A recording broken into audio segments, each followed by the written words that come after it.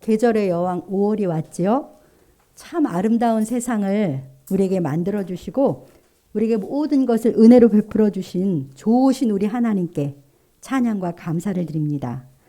이 시간 기쁨과 감사함으로 우리 주님께 나와 예배드리는 우리 귀한 성도님들을 주님의 이름으로 축복합니다. 하나님께서는 항상 영과 진리로 예배하는 자들을 찾고 계세요. 저와 우리 성도님들이 하나님께 발견되는 그러한 참된 예배자들이 다 되시길 또한 소망합니다.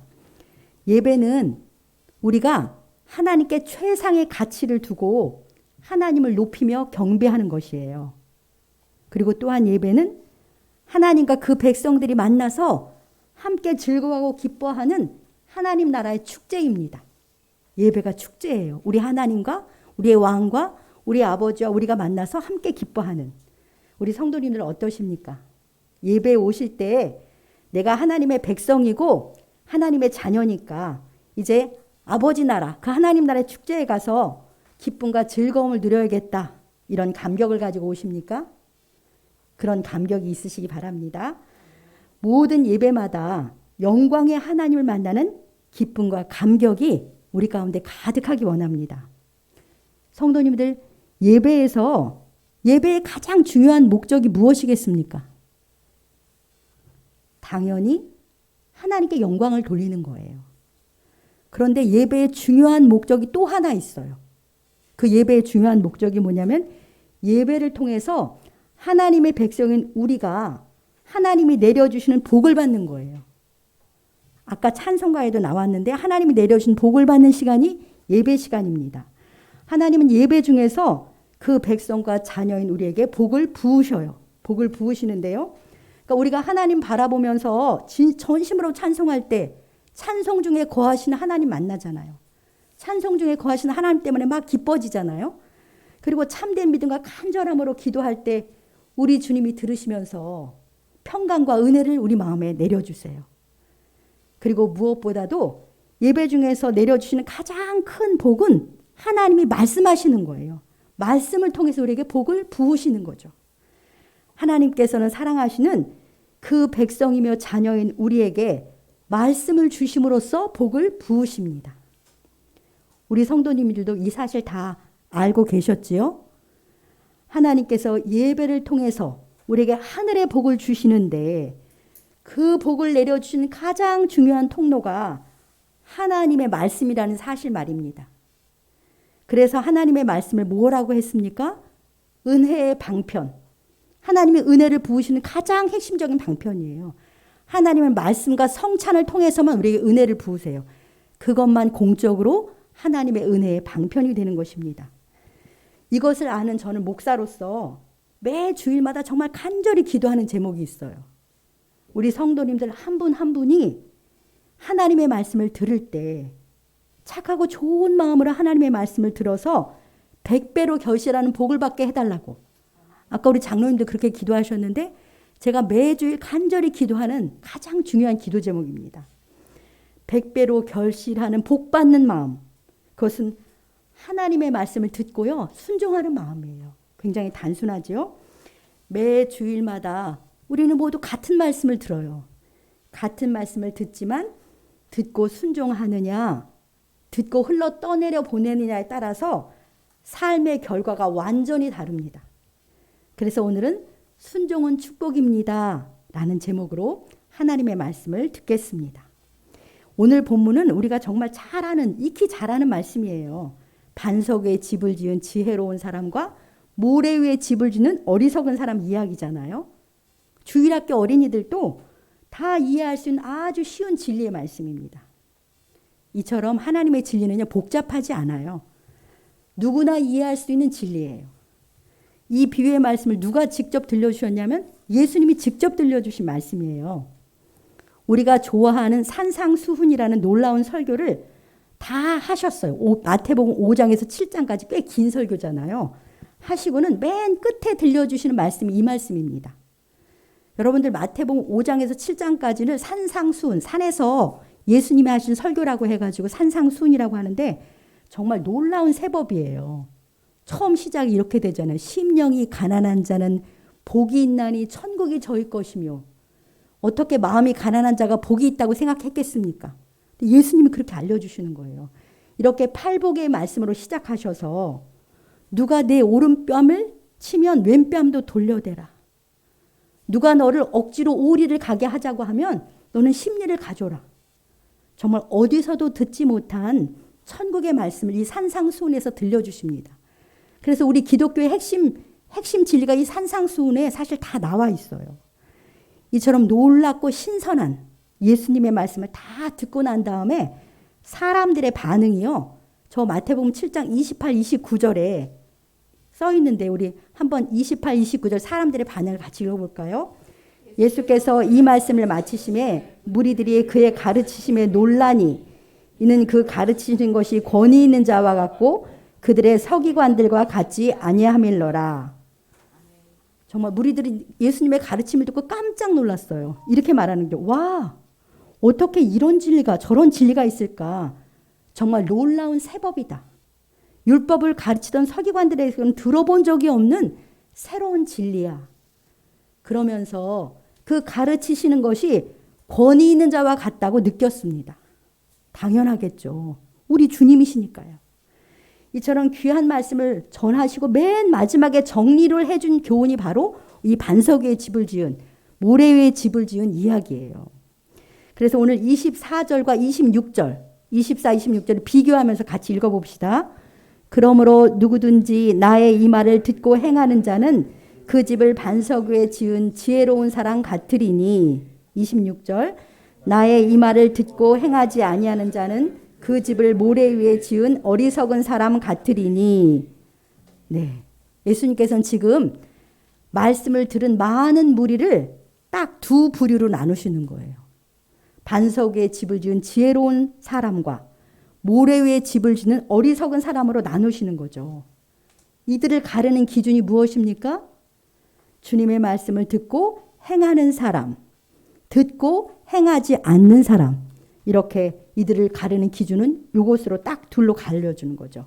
그러니까 말씀을 듣고 순종했느냐, 듣기만 하고 순종하지 않느냐로 갈라지는 거예요. 주님의 말씀을 듣고 순종하는 사람을 뭐라고 했어요? 반석에 집을 지은 지혜로운 사람 같다. 말씀을 즐겁게 듣기는 했지만 순종하지 않는 사람은 모래 위에 집을 짓는 어리석은 사람 같다고 주님이 말씀하세요. 너무 쉽죠? 예수님 말씀 들을 때 다 좋아했잖아요. 28, 29절 우리가 읽어봤잖아요. 다 집중하고 들으면서 달게 들었어요. 경청하면서. 그래서 다 예수님 가르치시면 와 하고 놀랐습니다. 그런데 문제는 듣고 난 다음의 반응인 것이죠. 들은 말씀을 내 삶에 적용하고 행하는 사람이 있는가 하면 듣기만 하고 행하지 않는 사람이 있어요. 그런데 이 둘의 삶의 결과가 완전히 다르다는 것이죠. 그런데 반석에 집을 지은 지혜로운 사람인지 어리석은 그 모래 위에 집을 지은 어리석은 사람인지가 언제 드러난다는 거예요. 그리고 그 결과가 어떻다는 것이죠. 우리 25절과 27절도 비교하면서 함께 읽어보겠습니다. 비가 내리고 창수가 나고 바람이 불어 그 집에 부딪히되 무너지지 아니하나니 이는 주추를 반석 위에 놓은 까닭이요. 비가 내리고 창수가 나고 바람이 불어 그 집에 부딪힘에 무너져 그 무너짐이 심하니라. 아멘. 내가 반석 위에 집을 짓고 살았는지 모래 위에 집을 짓고 살았는지는 언제 나타나는 거죠? 비가 내리고 창수가 나고 바람이 불어와서 내 집에 막 부딪힐 때 그때 다 드러나는 거예요. 다시 말하면 폭풍과 같은 어려움과 고난이 왔을 때 그 삶이 우리에게 닥쳐왔을 때 다 드러나는 거예요. 아무 일도 없는 평온한 땅에서는 평온한 일상에서는 내가 어느 터 위에 집을 짓고 사는지가 잘 나타나지 않습니다.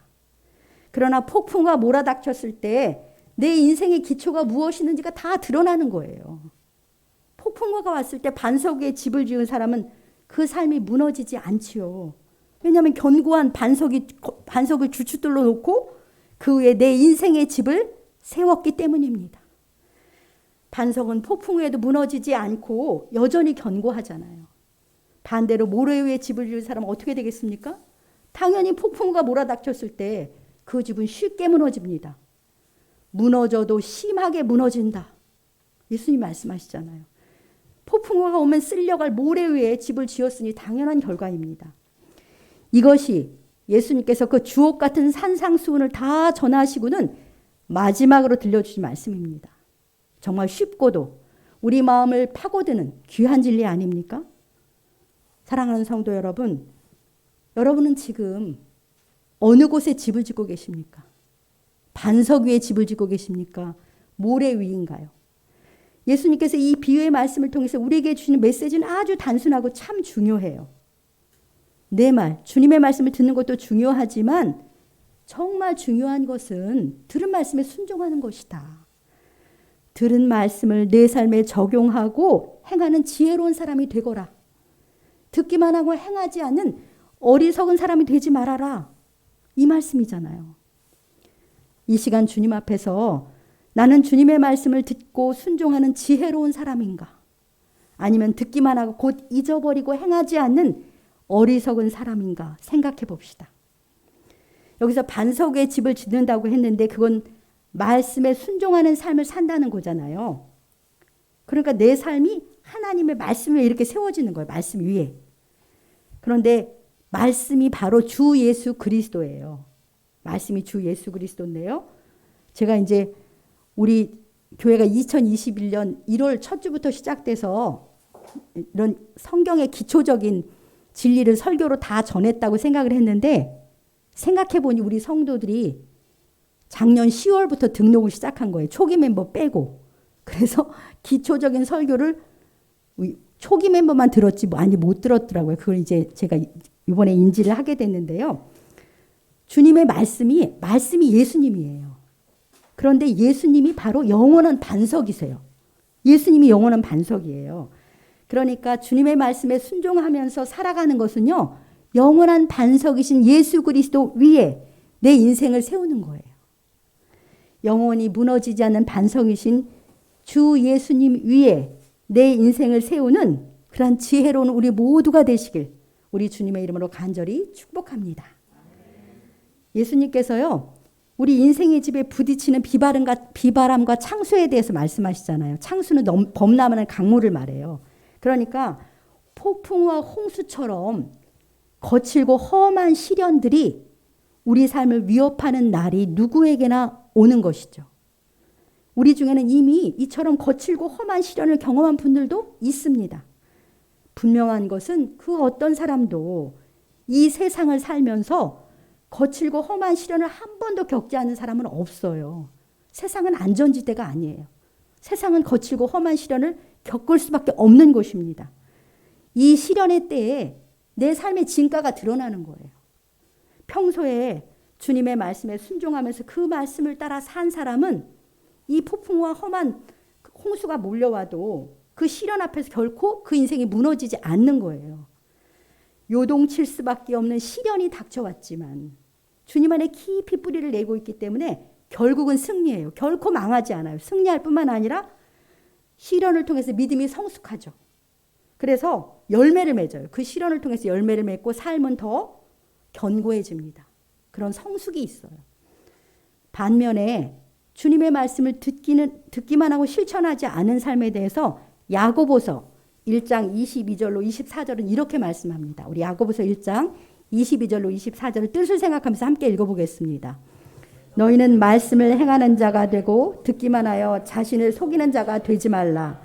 누구든지 말씀을 듣고 행하지 아니하면 그는 거울로 자기의 생긴 얼굴을 보는 사람과 같아서 제 자신을 보고 가서 그 모습이 어떠했는지를 곧 잊어버리거니와.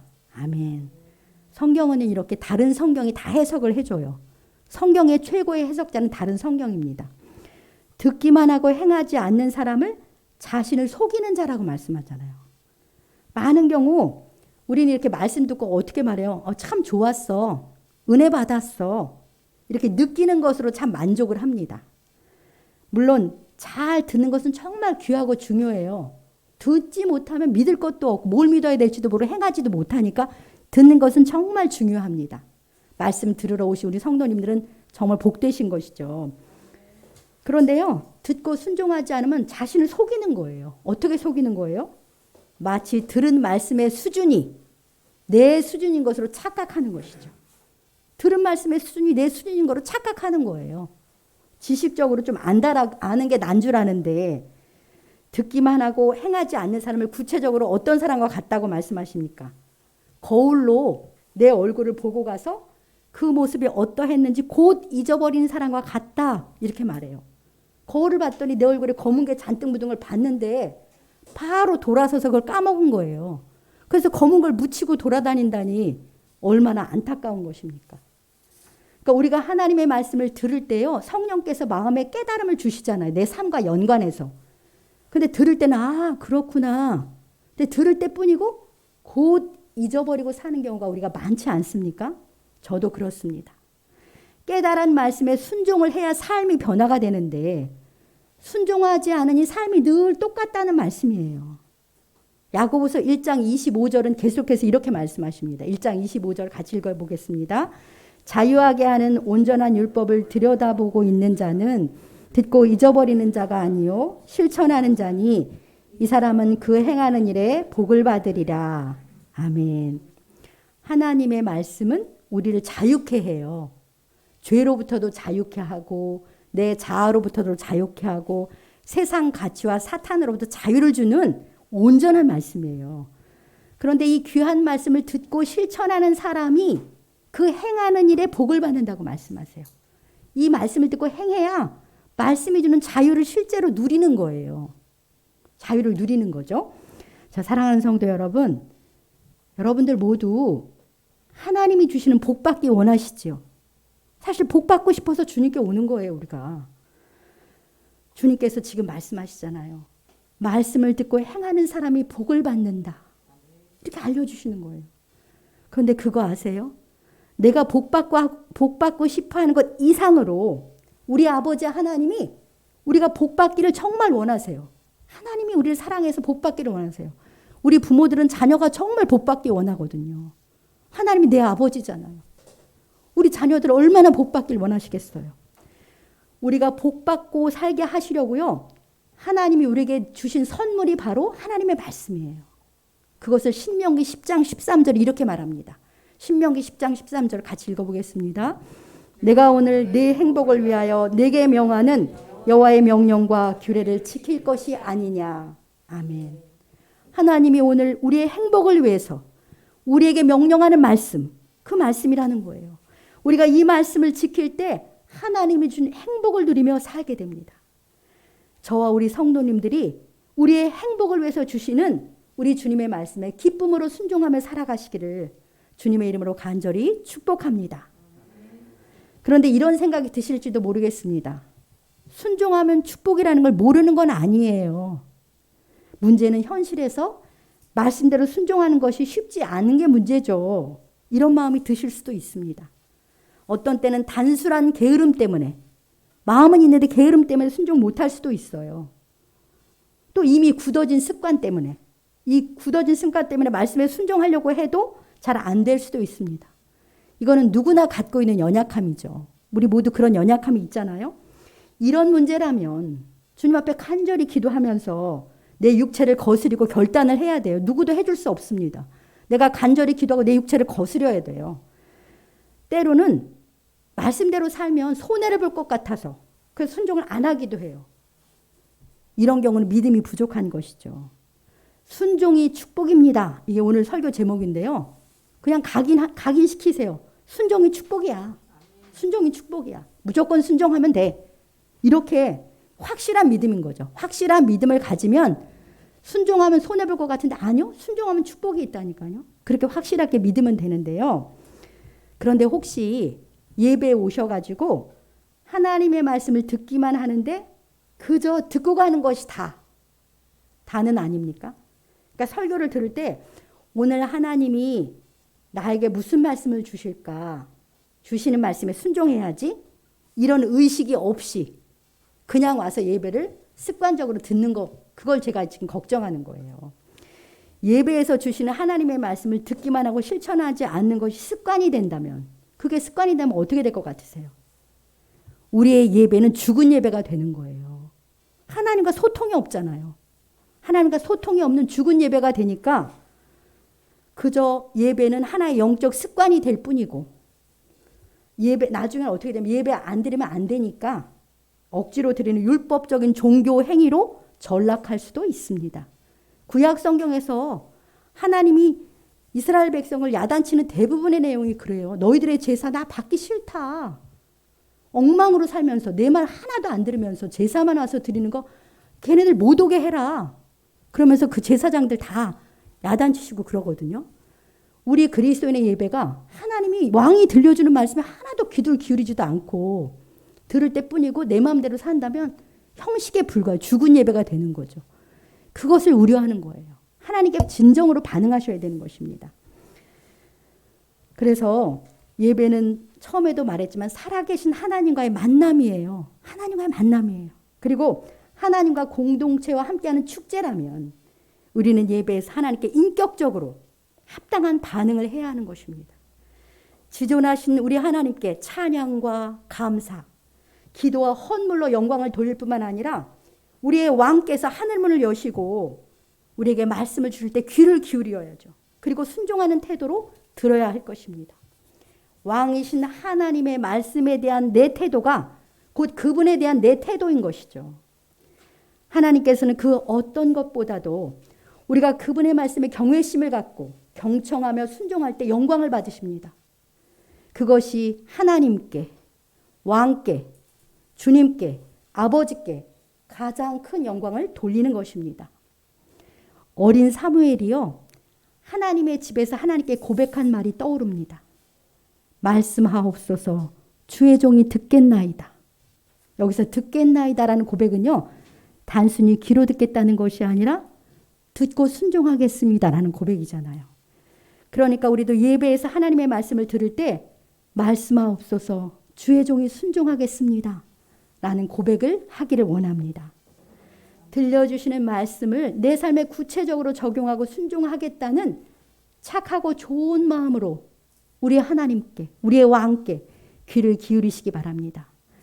이런 태도를 갖는 것이 바로 하나님께 발견되는 참된 예배자가 되는 거예요. 저와 우리 성도님들이 예배에서 들려주시는 하나님의 말씀에 순종하심으로 하나님께 참된 영광을 돌리며 살아가시길, 또 순종을 통해 하나님께서 주시는 복을 받으며 살아가시기를 우리 주님의 이름으로 간절히 축복합니다. 제가 다른 교회 부교역자로 8년을 사역했었는데요. 교회 안에서 하나님 앞에서 영혼이 잘 되고 범사가 잘 되는 복을 받는 사람들을 보았습니다. 몇 분이 떠오르는데요. 하나같이 예배를 잘 드리는 것이 가장 기본이에요. 그리고 예배 시간에 정말 겸손한 심령으로 오늘 하나님께서 종을 통해서 내게 주시는 말씀이 무엇인지 귀를 기울입니다. 그리고 그 말씀을 자기의 가치관으로 삼고 그 말씀 붙잡고 순종하며 살아가는 사람들이었어요.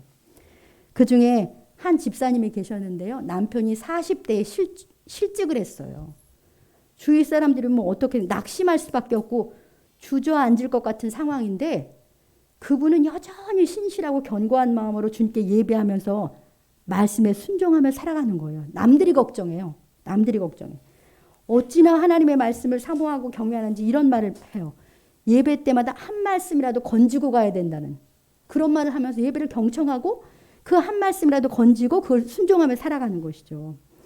많은 성도들이 그 집사님을 보고 도리어 도전과 위로를 받았습니다. 저랑 굉장히 가까이 지냈는데요.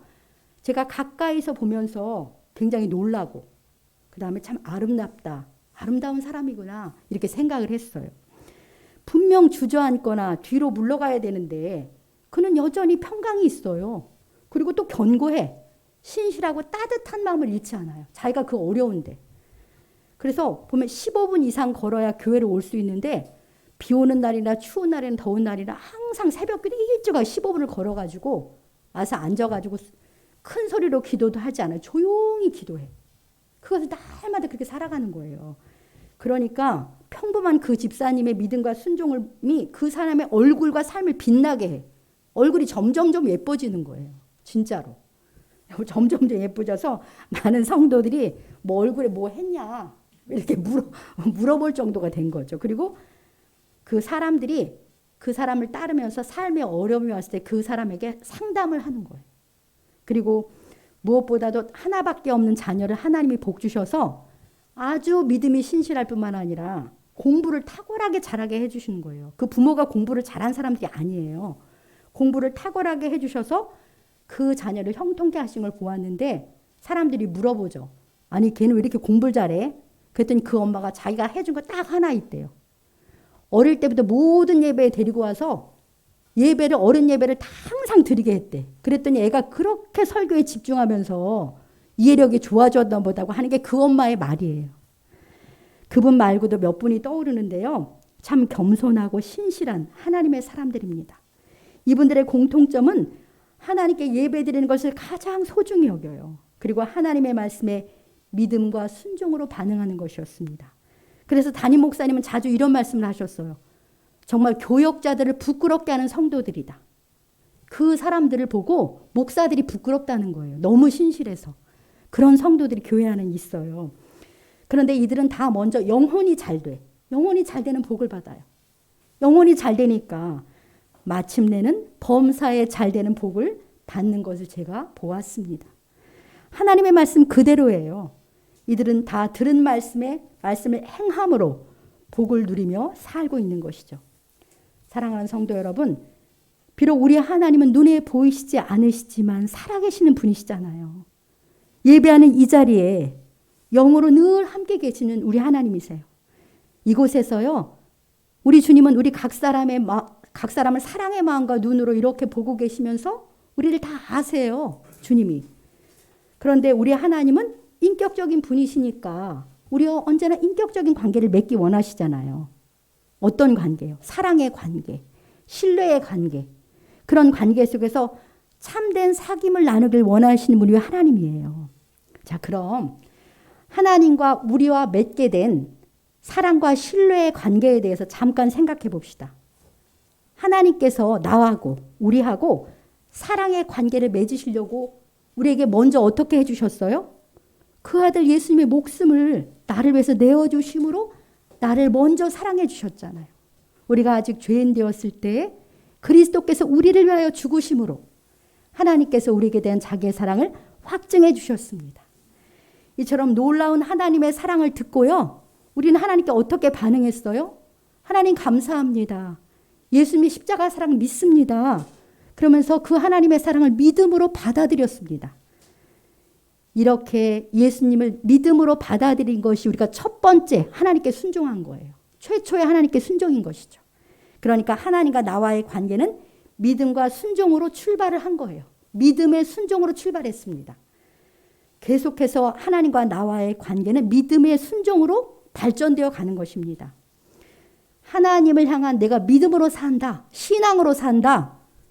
그것은 바로 그분의 말씀에 순종하며 산다라는 뜻이에요. 믿음과 순종이 동전의 앞뒤 양면처럼 하나라는 것 아시잖아요. 그러니까 나의 순종, 그 하나님께 대한 나의 순종은 하나님과 나와의 관계에서 어떤 의미예요? 나의 순종은 하나님에 대한 나의 믿음, 나의 신뢰인 것입니다. 내가 아버지를 믿어요. 아버지를 신뢰합니다. 그분의 말씀에 순종하는 것으로 나타내 보여주는 거예요. 순종을 통해서 하나님께 대한 나의 믿음과 신뢰를 보여드리는 우리가 되길 원합니다. 또 순종은요, 주님을 향한 나의 사랑이에요. 요한복음 14장 22절에 나의 계명을 가지고 지키는 자라야 나를 사랑하는 자니 라고 말씀하셨잖아요. 주님의 말씀을 듣고 순종하는 자가 주님을 사랑하는 자입니다.